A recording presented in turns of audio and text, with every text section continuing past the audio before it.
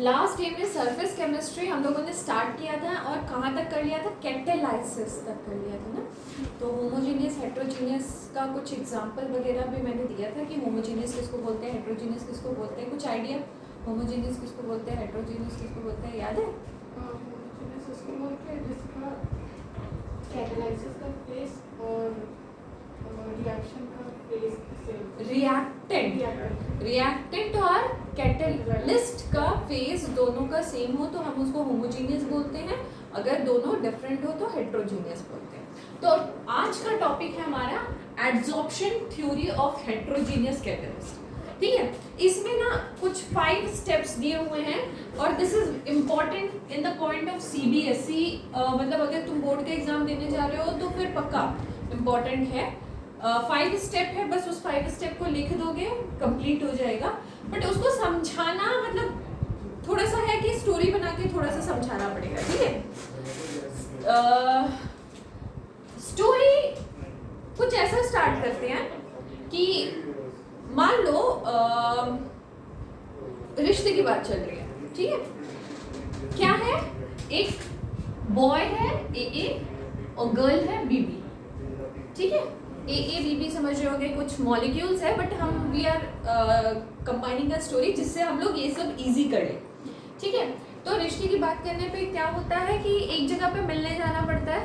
ठीक है, दे come from some place और ये लड़की कहीं से आ रही है, वो एक जगह पे मिलने का डिसाइड हुआ।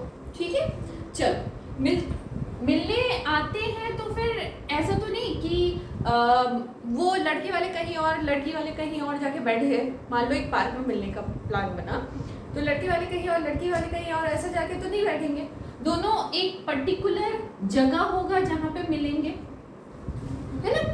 मिलना मतलब क्या, बैठ के बातचीत होगा, है ना, खड़े खड़े मिलके भी नहीं जाएंगे। यस, सो बैठ के बातचीत हो रहा है। ठीक है, फिर क्या होगा, दोनों में अगर अच्छा इंटरेक्शन बना तो धीरे धीरे क्या होगा कि बोला जाएगा कि चलो लड़का और लड़की वाले के फैमिली पसंद हो गई है, लड़के और लड़की को थोड़ी देर बात कर दिया जाए। तो वो लोग क्या हो गए, सेपरेट हुए और बात करने बैठे। ठीक है, आपस में बात किया, दोनों एक दूसरे को पसंद कर लिए। अब क्या होगा, वहीं पे बैठे रहने से शादी तो नहीं होगी, जाना पड़ेगा रिटर्न टू देयर होम और फैमिली को बताना पड़ेगा कि yes yes we are agree. ठीक है, तो यहाँ से फिर लड़के लड़की उठ के अपने अपने फैमिली की तरफ बढ़ गए। ठीक है, इसी स्टोरी को बेस करके अगर 5 स्टेप में लिखूं तो पहला स्टेप क्या बोलता है, diffusion of reactant on the surface. ठीक है, diffusion of reactant on the surface मतलब क्या, 2 मॉलिक्यूल थे, कहीं और कहीं एक मॉलिक्यूल कहीं और से, दूसरा मॉलिक्यूल कहीं और से आ रहा था और डिफ्यूज होने जा रहा था, है ना। कब धीरे धीरे वो सामने आएगा ए मॉलिक्यूल, फिर धीरे और सामने आएगा। ठीक है, this process is known as diffusion, मतलब आगे आगे बढ़ रहे हैं। ठीक है, सेकेंड स्टेप कहता है adsorption of reactant on the surface. अब मैंने क्या बोला था कि वो दोनों फैमिली ऐसे ही घूम घाम के पार्क चले जाने से नहीं होगा, कहीं जाके एडसॉर्ब होना पड़ेगा, मतलब बैठना पड़ेगा, है ना। तो दोनों फैमिली पास में ऐसे बैठे हुए थे। ठीक है, तो दिस इज डिफ्यूजन, मतलब पास आ रहे थे और नेक्स्ट लेवल सेकेंड स्टेप क्या हुआ कि एडसॉर्ब हो गए। कहाँ एडसॉर्ब हो गए, सरफेस पे एडसॉर्प्शन हो गया, राइट। थर्ड पॉइंट कहता है कि एक केमिकल रिएक्शन होना पड़ेगा, है ना। केमिकल रिएक्शन का मतलब क्या, मैंने बोला था ना कि दोनों फैमिली एक दूसरे को पसंद करेंगे तो फिर आपस में बोलेंगे चलो बैठ लड़के लड़की को भेजा जाए, तो मतलब कुछ केमिकल रिएक्शन, कुछ बॉन्डिंग बननी पड़ेगी ना, है ना। तो यहाँ पे अगेन क्या होगा, कुछ ना कुछ यहाँ पे केमिकल रिएक्शन समथिंग होगा जिसके वजह से लड़के और लड़की को बात करने का मौका मिला, ठीक है। नेक्स्ट क्या होगा, लड़के लड़की में इंटरेक्शन हुआ, बातचीत हुई, केमिकल रिएक्शन हुआ। अब मैंने बोला फिर दोबारा से लड़के लड़की को क्या करना है, घर जाना है ना। तो ये थर्ड पॉइंट क्या हो गया, केमिकल रिएक्शन, राइट। और लड़के लड़की को दोबारा से घर जाना है, मतलब जो एडसॉर्ब हुए थे वो डिसॉल्व होना पड़ेगा। एक वर्ड बताया था ना, डिसॉर्प्शन, याद है? तो डिसॉर्प्शन होना पड़ेगा, राइट। फिफ्थ स्टेप कहता है कि diffusion of product away the surface. अब यहाँ पे लास्ट स्टेप को समझो कि अगर केमिकल रिएक्शन हो गया, बॉन्डिंग हो गई, ठीक है। अब क्या हुआ, घर गए एंड अ न्यू प्रोडक्ट, शादी के बाद एक न्यू प्रोडक्ट बना। क्या प्रोडक्ट बना? अब ये प्रोडक्ट ए या बी नहीं था, ये कैसा प्रोडक्ट था? ये इंटरेक्शन का, ये केमिकल रिएक्शन का प्रोडक्ट था ए बी, जो कि डिफ्यूज होके डिसॉर्प्शन होके निकला, राइट। समझ आया ना? दो फैमिली रिश्तों में जुड़ गए, राइट। तो स्टोरी बना के समझो, क्योंकि ऐसे स्टेप याद रखना, क्या हो रहा है क्या नहीं हो रहा है, थोड़ा सा स्टोरी बना लेंगे तो इजी हो जाएगा। बस चीजें यही थी, ठीक है।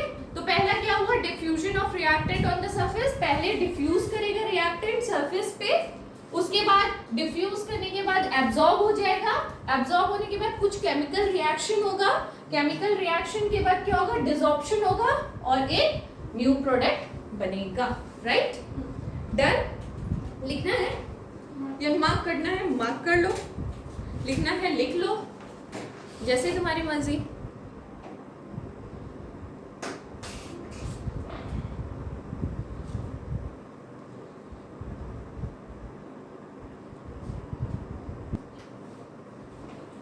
Okay, next is the next topic, अगर तुम देखोगे वो है फीचर ऑफ कैटलिस्ट। कैटलिस्ट का फीचर कैसा है, ठीक है। फीचर्स ऑफ कैटलिस्ट,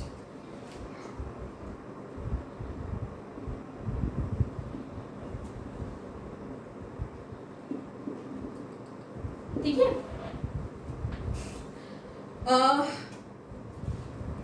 अच्छा, पहला फीचर है एक्टिविटी। एक्टिविटी, ठीक है। एक्टिविटी में मतलब क्या कह रहा है कि जो भी हम कैटलिस्ट का यूज कर रहे हैं, मान लो पंडित जी शादी के लिए, ठीक है, अभी जो भी रिएक्शन हुआ था उसके बाद शादी, ठीक है। तो पंडित जी क्या काम क्या है, रोल क्या है, जो शादी है वो फटाफट से निपटा दे, है ना। तो कैटलिस्ट शुड बी एक्टिव। कैसा एक्टिविटी होना चाहिए कैटलिस्ट का? एक्टिव, मतलब एक्टिविटी कैसा होना चाहिए, फास्ट होना चाहिए, एक्टिव होना चाहिए, ताकि rate of reaction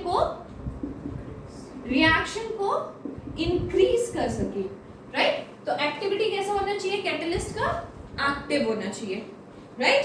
second, catalyst कैसा होता है? सिलेक्टिव होता है यार, ठीक है। सिलेक्टिविटी, नेक्स्ट टॉपिक है सिलेक्टिविटी, ठीक है। ऐसा तो नहीं कि शादी करने जाते हैं हर बंदा बंदी पसंद आ जाता है, ऐसा तो नहीं है। वी शुड सिलेक्टिव, तो like that only catalyst is also selective, ठीक है, ठीक है। तो कैटलिस्ट जो होता है वो सिलेक्टिव होता है। तो मतलब क्या, अगर एक रिएक्शन हो रहा है, सपोज रिएक्शन है CO plus H2 again CO plus H2 and CO plus H2, ठीक है। मैंने रिएक्टेंट सेम दिया, बट मैं क्या कर रही हूँ, जस्ट कैटलिस्ट चेंज कर रही हूँ। Ni सॉलिड में, नेक्स्ट है CuZnO, नेक्स्ट है Cr2O3 in the presence of Cu, ठीक है। तुमको क्या लगता है सबके प्रोडक्ट सेम आएंगे क्या? रिएक्टेंट सेम है, तुमको क्या लगता है क्या सबके प्रोडक्ट सेम आएंगे? No, because catalyst is very selective, है ना। तो अगर हम कैटलिस्ट को चेंज करते हैं तो हमारे प्रोडक्ट में भी चेंजेस आते हैं। जैसे यहाँ पे बनेगा CH4 प्लस H2O, यहाँ पे बनेगा CH3OH, यहाँ पे बनेगा HCHO। ठीक है, तो जैसे ही मैंने रिएक्टेंट कैटलिस्ट चेंज किया, मेरा प्रोडक्ट भी डिफरेंट आने लगा। राइट? कहीं है तो नोट कर लो और नहीं तो लिख लो इस चीजों को।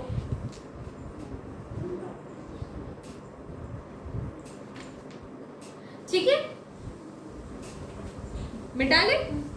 Next is shape selective catalyst.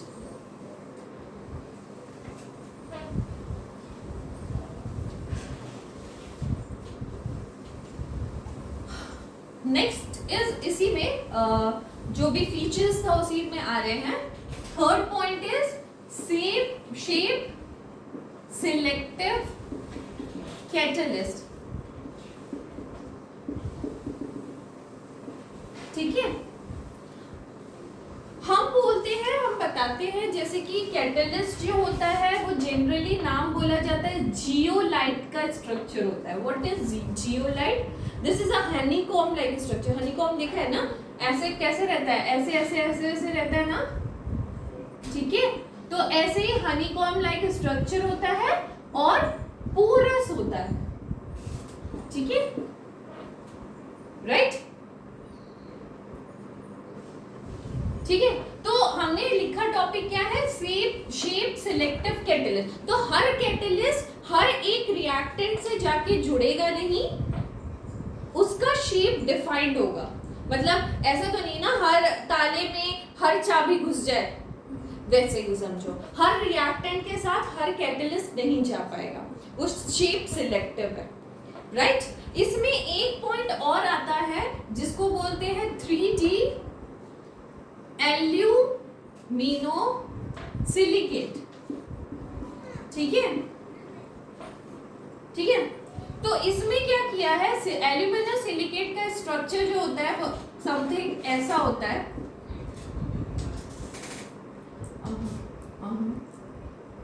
Something ऐसा होता है।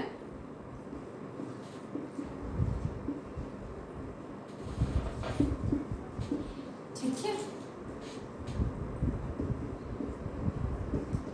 ठीक है, तो हम क्या बोल रहे हैं, एल्यूमिनो सिलिकेट बोल रहे हैं। तो सिलिकॉन को हटा के एल्युमिनियम लगा दो कहीं कहीं।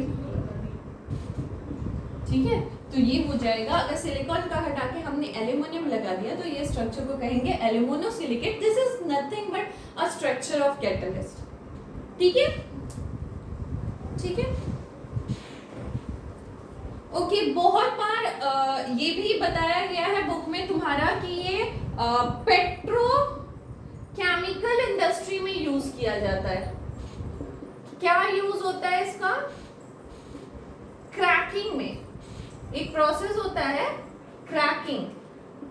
इस प्रोसेस के लिए यूज किया जाता है पेट्रोकेमिकल इंडस्ट्री में। What is cracking? पॉलीमराइजेशन का जो तुम्हारा चेन होता है ना, उसको ब्रेक करने के लिए। ब्रेक मतलब क्रैकिंग, तो उसके लिए यूज किया जाता है। ठीक है, this all thing is boring but important in point of your test. एक एक मार्क्स के क्वेश्चन बन ही सकते हैं इससे, है ना? ओके,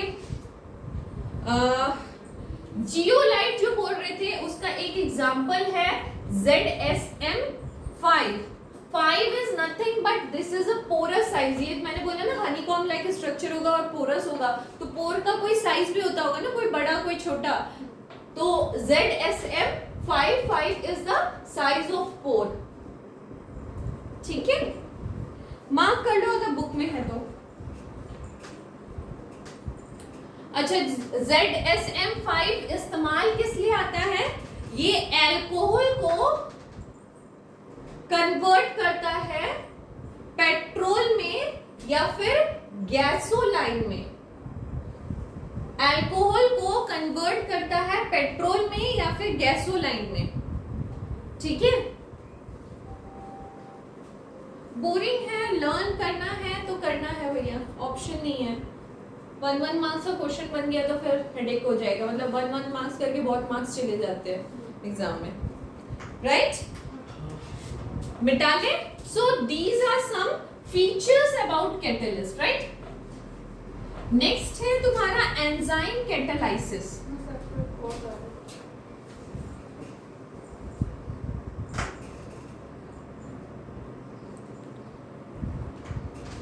नेक्स्ट है enzyme catalysis.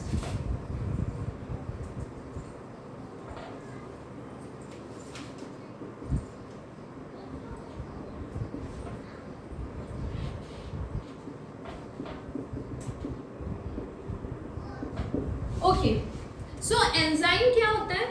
What is the definition of enzyme? बहुत बचपन से पढ़ते आ रहे हैं, बताओ क्या होता है एंजाइम?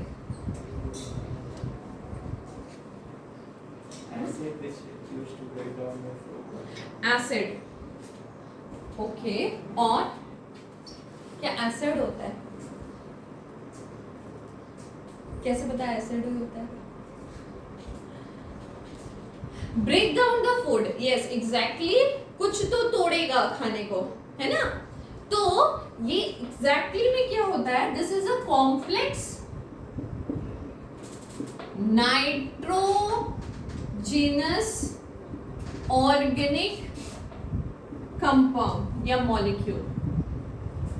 ठीक है, एंजाइम क्या है? Complex nitrogenous organic molecule. Complex मतलब कॉम्प्लेक्स स्ट्रक्चर होगा, ठीक है. नाइट्रोजनस मतलब एक नाइट्रोजन का ग्रुप पक्का होगा, ठीक है. ऑर्गेनिक मॉलिक्यूल है, राइट? ठीक है. और कहाँ सिंथेसिस होता है इसका?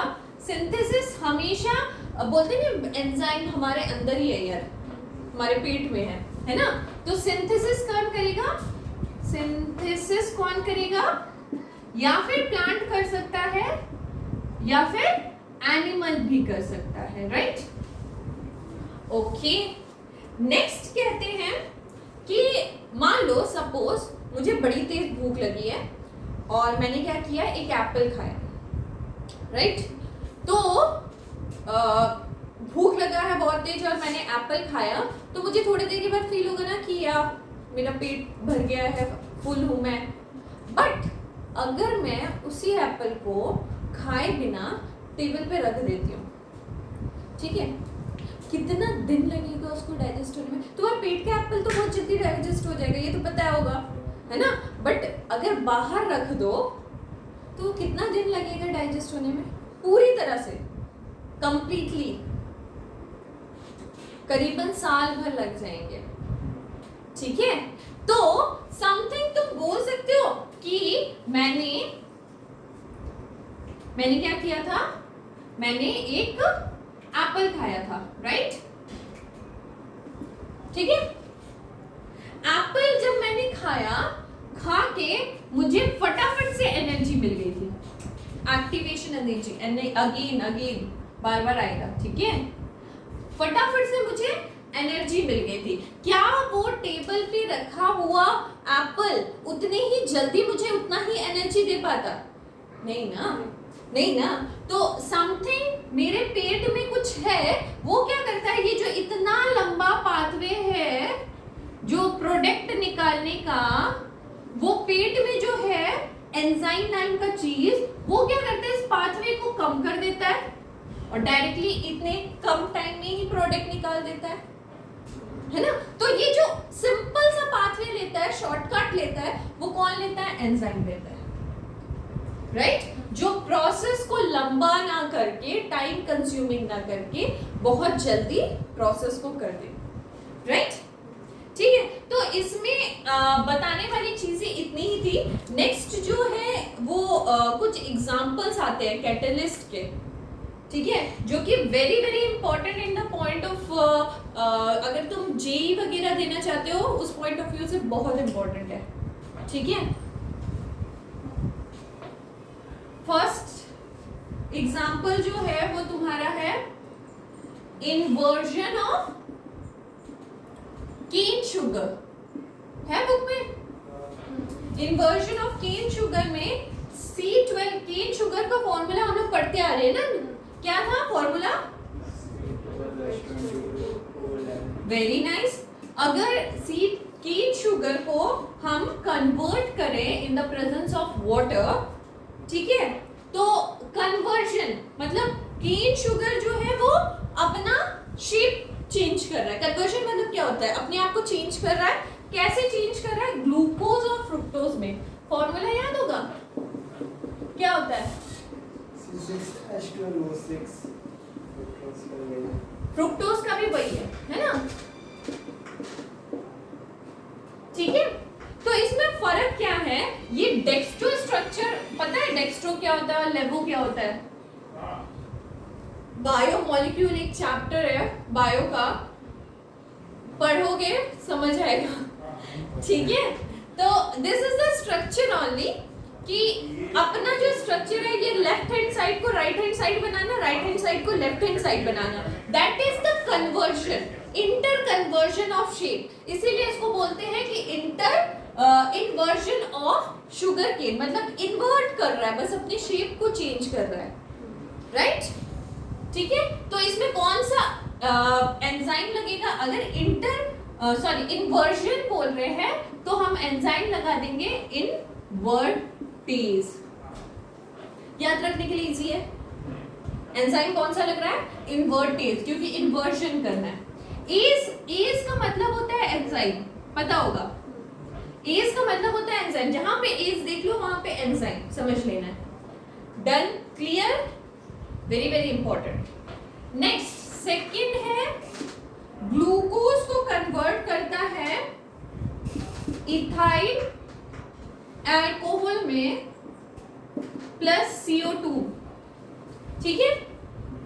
ग्लूकोज को कन्वर्ट करना है ethyl alcohol and CO2। Glucose का फॉर्मूला C6H12O6, इथाइल अल्कोहल बोलो, वेरी नाइस, एंड CO2। अच्छा देखो, याद रखने का बस फ्रॉक्स बता रही हो और कुछ नहीं है, ठीक है। और इसको वैसे मत रखना दिमाग में कि आंटी क्या बोल दी, ठीक है। तो ग्लूकोज को कन्वर्ट करना है अल्कोहल में। ग्लूकोज से अगर हम लोग बाहर से धूप से आते हैं तो मम्मी क्या बोलती है, ग्लूकोन डी पानी पी लो, है ना, फुल एनर्जी मिल जाएगा। अगर बोला जाए alcohol P low full energy मिल जाएगा, ये गलत गलत बातें किसके दिमाग में आती है, जिंदा आदमी की ना। तो वैसे याद रखना, जाइमेज, जिंदा आदमी, एज तो लगाना ही है आपको, है ना, क्योंकि एंजाइम है। तो थोड़ा यार याद रखने का तरीका है, बस तुक्का है और कुछ नहीं, ठीक है। क्योंकि इतने सारी चीजें हैं ना, याद रखते रखते पागल हो जाएंगे, तो कुछ तो तुक्का लगा ले, राइट। थर्ड वन, स्टार्च को कन्वर्ट करना है माल्टोज में, राइट। स्टार्च का फॉर्मूला है C6H10O5, N क्योंकि नंबर ऑफ टाइम्स रिपीट हो रहा है, maltose is N number of C12H22O11, ठीक है, ठीक है। इसका कुछ तुक्का मुझे मिला नहीं, दिस इज डायास्ट्रेज, तो कुछ तुक्का मिल नहीं रहा है, थोड़ा सा एक चीज रख लो, ठीक है। नेक्स्ट वन मिटा ले, मार्क करते चल रहे हो ना बुक में, okay. Next one is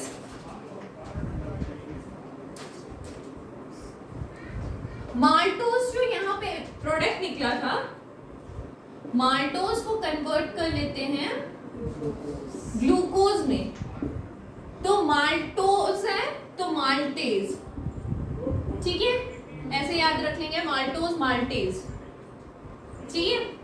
next fifth number है, यूरिया को कन्वर्ट करना है NH3 प्लस CO2। बच्चों बोलो मेरे, यूरिया का फुल मतलब हाँ, NH2, वेरी नाइस।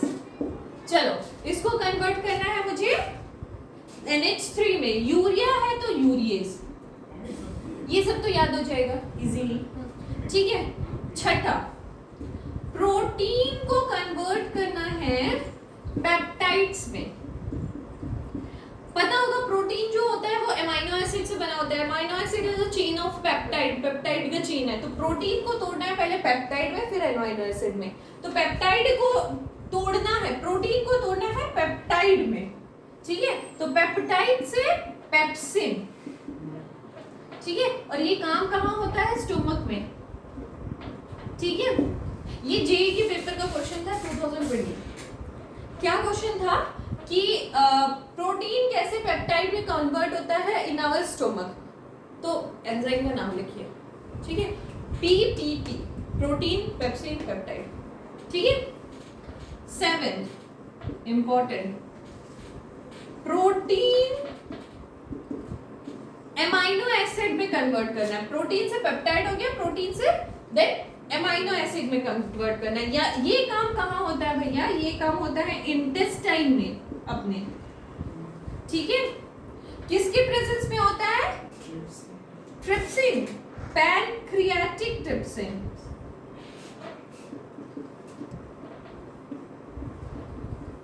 ठीक है।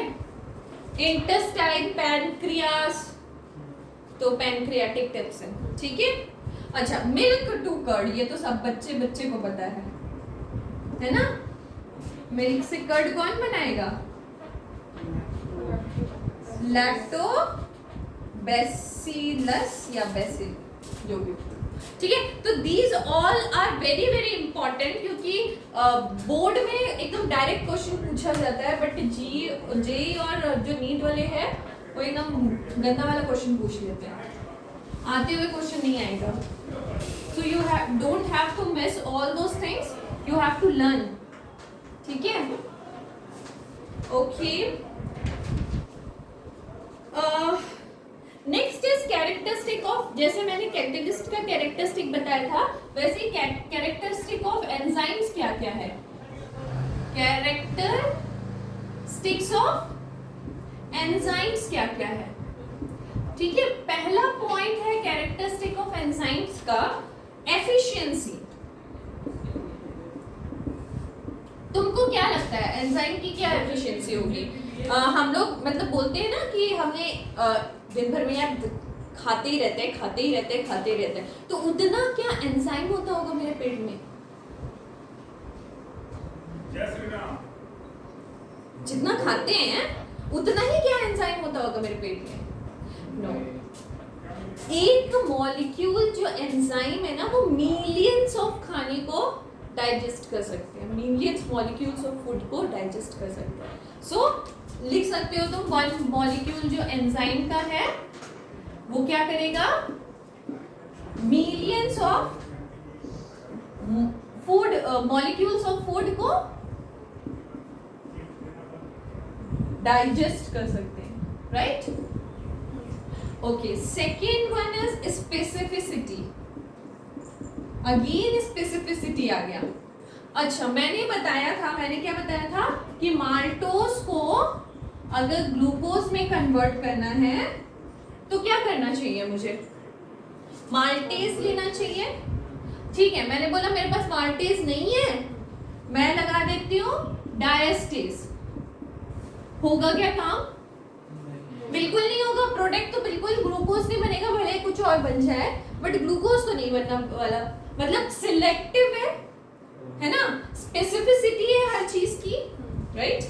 ओके, नेक्स्ट है देखो इतना कुछ इन्वेंशन हो चुका है, बट एकदम to copy clone human being का नहीं बना है, जो खाना भी खाए, खाने को डाइजेस्ट भी करे, और हमारे अंदर जो भी सिस्टम चल रहा है वैसे सारी चीजें चले। तो वैसा तो अभी तक क्लोन नहीं बना पाए ना साइंटिस्ट। तो क्यों नहीं बना पाया? क्योंकि एंजाइम्स मतलब बहुत सारी चीजें और हैं, जिसमें से एक चीज है कि एंजाइम जो होता है ना, वो पर्टिकुलर टेम्परेचर पे, पर्टिकुलर पीएच पे काम करता है। ठीक है, अगर मैं ऑप्टिमम टेम्परेचर या ऑप्टिमम रेंज टेम्परेचर का पूछूं तो वो होता है 298 से 310 केल्विन। ठीक है, ये जो होता है ये उसका ऑप्टिमम टेम्परेचर होता है, जहां पे उसको काम करने की शक्ति जो होती है ना, वो मैक्स टू मैक्स होती है, मैक्सिमम होती है। ठीक है, एक होता है पीएच। पीएच रेंज क्या होना चाहिए? PH range is 5 to 7। अपना एक्टिविटी मैक्सिमम रहती है उस टाइम पे, राइट? नेक्स्ट एक है एक्टिवेटर। एक्टिवेटर वेट है, ठीक है। चलो एक देखो, ये एक ऐसे ऐसे ऐसे ऐसे ऐसे ऐसे सा एंजाइम है, ठीक है। This is a enzyme, right. ये कुछ एक्टिविटी कर रहा है अपना बॉडी में। इसमें मैंने क्या किया, मैंने एक मेटल लगा दिया, मेटल का आयन लगा दिया। जैसे कि मेटल के आयन में कुछ भी हो सकता है, सोडियम हो सकता है, कोबाल्ट हो सकता है, कॉपर हो सकता है, मैग्नीज हो सकता है, कुछ भी हो सकता है। मेटल का आयन लगा दिया, तो मेटल के आयन लगाने से हुआ क्या, जो एक्टिविटी हो रही थी ना वो इंक्रीज रेट में हो जाएगी, मतलब उसका रेट ऑफ रिएक्शन बढ़ जाएगा, ठीक है। एक्टिवेटर मतलब समझ रहे हो ना, जैसे कि अगर जाती होगी तो पेट्रोल लेने के लिए गाड़ी में लेते हो, एक छोटा सा पाउच देते हैं ना, और पेट्रोल के साथ काट के डाल देते हैं। व्हाट इज दैट, एफिशिएंसी बढ़ाता है ना, वही चीज है यार एक्टिवेटर का। डन, समझिए। ओके, नेक्स्ट इज कोएंजाइम, ठीक है। Next is coenzyme. पांचवा इज कोएंजाइम, ठीक है। ये मैंने बोला ये क्या है, मेटल आयंस है, ये मेटल आयंस है। कोएंजाइम जो है वो नॉन प्रोटीन मॉलिक्यूल है, जो कि एंजाइम से लगके अगेन इंक्रीज करता है रेट ऑफ रिएक्शन। डिफरेंस ये है, ये आयंस है, मेटल आयंस है, ये नॉन प्रोटीन मॉलिक्यूल्स है। Done, okay. Next poison, poison और इनहिबिटर्स, ये इसका मतलब तो पता ही है। बताओ क्या होगा, रेट ऑफ रिएक्शन को डिक्रीज करने का काम। पॉइजन देना मतलब क्या हो रहा है, रेट ऑफ रिएक्शन जो बढ़ा हुआ है उसको डिक्रीज करना है, इनहिबिट करना है। सो ये रेट ऑफ रिएक्शन को इनहिबिट कर देगा। ये क्या होगा, जैसे कि कोई भी एंजाइम है, मान लो उसके एक्टिव साइट पे, मतलब किसी का भी एक एक्टिव साइट होता है ना, जहाँ पे एफिशिएंसी बहुत ज्यादा होती है, तो वो एक्टिव साइट पे जाके बैठ जाएगा, तो दूसरे मॉलिक्यूल को जो आके लगना है यहाँ पे वो लग नहीं पाएगा, क्योंकि एक्टिव साइट पे वो बैठा हुआ है, तो रेट ऑफ रिएक्शन डिक्रीज हो जाएगा, राइट। डन, ओके, मिटा लिया जाए। ओके, नेक्स्ट जो टॉपिक है वो मेरे टाइम पे बोर्ड पे तो आया हुआ था, और टीचर्स का मतलब बोर्ड एग्जाम के जो टीचर्स है ना उनका फेवरेट पार्ट है, और बहुत इजी है। मैकेनिज्म ऑफ एंजाइम बहुत इजी है, और ठीक है, मैकेनिज्म ऑफ एंजाइम्स।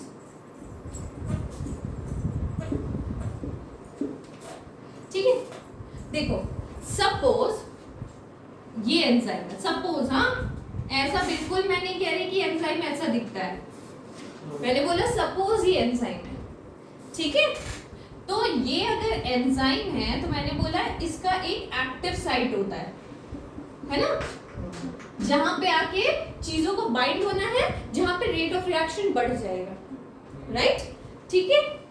अब ये एक्टिव साइट मतलब क्या, ये मैंने बोला ऐसा एंजाइम बिल्कुल नहीं होगा, एंजाइम कुछ ऐसा भी हो सकता है, ऐसा भी हो सकता है, कैसा भी हो सकता है यार, बट उसका एक एक्टिव साइट होगा। मान लो सपोज एक एंजाइम ऐसे ऐसे ऐसे ऐसे है, ठीक है, एक एक्टिव साइट यहाँ पे ऐसे है। एक्टिव साइट मतलब क्या, वहां पे कुछ फंक्शनल ग्रुप लगा होगा, जैसे COOH, OH, SH, NH2, इस टाइप के फंक्शनल ग्रुप लगे होंगे, ठीक है,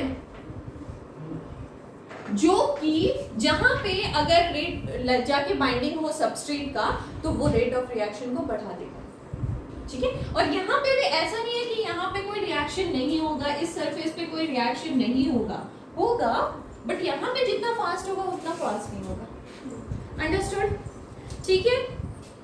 ओके, अगेन मैं वही चीज बोलना चाहूंगी, एंजाइम जो होता है वो एक लॉक एंड की जैसा होता है, सिलेक्टिव होता है, हर चीज जाके यहाँ पे नहीं बैठेगी। अगर ये ट्राइंगल शेप का है तो मैं इसमें एक स्क्वायर शेप घुसाने की कोशिश करूंगी तो क्या ये घुसेगा? बिल्कुल नहीं घुसेगा, है ना? तो वही चीज है, समझ रहे हो ना? ओके, सो इसको हम बोलते हैं, बुक में भी लिखा होगा, दिस इज लॉक एंड की मैकेनिज्म करके, है ना? बुक में एक पॉइंट लिखा होगा, उसमें यही चीज बता रहा है। हर एक सबस्ट्रेट, अच्छा ये जो मॉलिक्यूल्स चिल्ला रहे हैं तब से, दिस इज अगर एंजाइम की भाषा में पढ़ो तो ये है सबस्ट्रेट, ठीक है? ओके, जिसको तुम नॉर्मल भाषा में रिएक्टेंट भी बोलते हो। डन? ओके, तो लॉक एंड की मैकेनिज्म जब बुक एग्जाम में आए, एक्सप्लेन द लॉक एंड की मैकेनिज्म, आपको क्या क्या लिखना है? Enzyme plus substrate gives out enzyme substrate complex, ठीक है? क्या करेगा? एंजाइम सबस्ट्रेट के साथ मिलके एंजाइम सबस्ट्रेट कॉम्प्लेक्स, एक इंटरमीडिएट सा कुछ प्रोडक्ट्स देगा। फिर एंजाइम सबस्ट्रेट क्या होंगे? फिर टूट के एंजाइम प्लस प्रोडक्ट दे देगा। एंजाइम ये होता है ना, रेट ऑफ रिएक्शन को बढ़ाना, मगर अपने आप में कोई चेंजेस ना करना। कैटलिस्ट चेंजेस, यार बॉडी में भी एंजाइम है, वो खत्म हो जाएंगे अगर अपने आप को चेंज कर लिए तो, है ना? So enzyme plus substrate, enzyme substrate एक कॉम्प्लेक्स बनाएगा, एंजाइम सबस्ट्रेट कॉम्प्लेक्स एंजाइम और प्रोडक्ट को रिलीज करेगा। इसका एक छोटा सा प्यारा सा डायग्राम बनाया जाता है। ये सपोज एंजाइम है और यहाँ पे दिखा देना दिस इज एक्टिव साइट, ठीक है? और यहाँ पे एक आ रहा है इसी का शेप का एक सबस्ट्रेट, ठीक है? और ये नेक्स्ट स्टेप में जाके लगा के दिखा देना इसको कि सबस्ट्रेट लग गया है अब इसमें, ठीक है? तो ये एंजाइम सबस्ट्रेट कॉम्प्लेक्स बन गया। नेक्स्ट स्टेप में दिखाना कि एंजाइम अलग हो गया और सबस्ट्रेट जो था वो प्रोडक्ट निकाल दिया। दीज आर प्रोडक्ट्स, ठीक है? ये डायग्राम पक्का बनाना और ये दोनों लिख दोगे, ये रिएक्शन फुल 3 मार्क्स का क्वेश्चन आता है, 3 मार्क्स कंप्लीटेड। डन? नोट कर लो, टिक कर लो, जो भी कर लो, हो गया। नेक्स्ट आता है कि कैटलिस्ट का इंडस्ट्री में क्या यूजेस है, मिटा ले। ओके,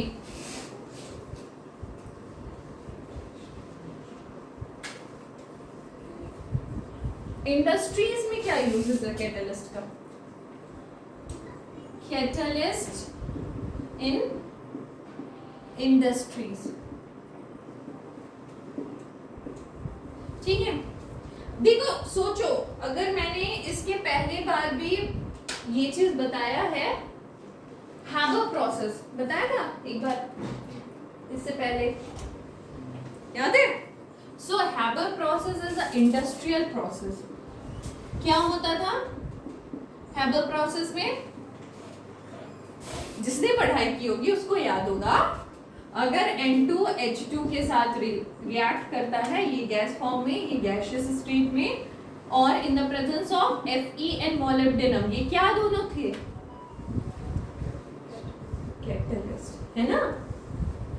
तो रिलीज कर देगा NH3 गैस, ठीक है? बैलेंस कर लेना, ठीक है? दिस इज हैबर प्रोसेस जो कि इंडस्ट्री में यूज होते हैं।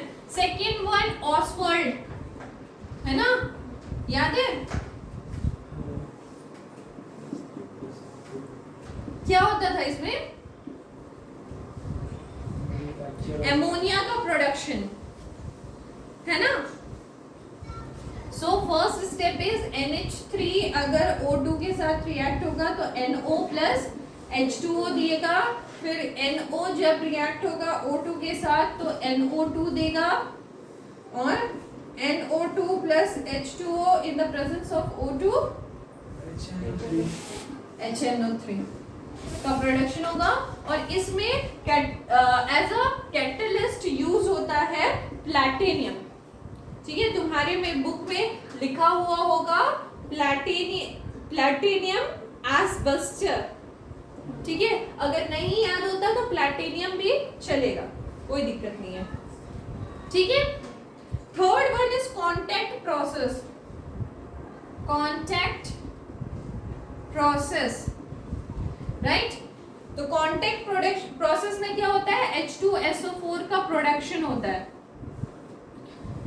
ठीक है। इसमें SO2 प्लस O2 रिएक्ट करते हैं और SO3 बनाते हैं in the presence of V2O5। अब तुम बोलोगे कि इसमें तो प्रोडक्शन नहीं हुआ H2SO4 का, तो भैया मैं प्रोडक्शन नहीं कर रही हूँ, मैं बस यहाँ पे कैटलिस्ट दिखा रही हूँ, ठीक है। प्रोडक्शन जिस चैप्टर में होगा उस चैप्टर में आपको क्लियर किया जाएगा, ठीक है। तो this much is all about your catalyst. यहां तक हो गया कैटलिस्ट की कहानी। Next day we will start with colloids, ठीक है।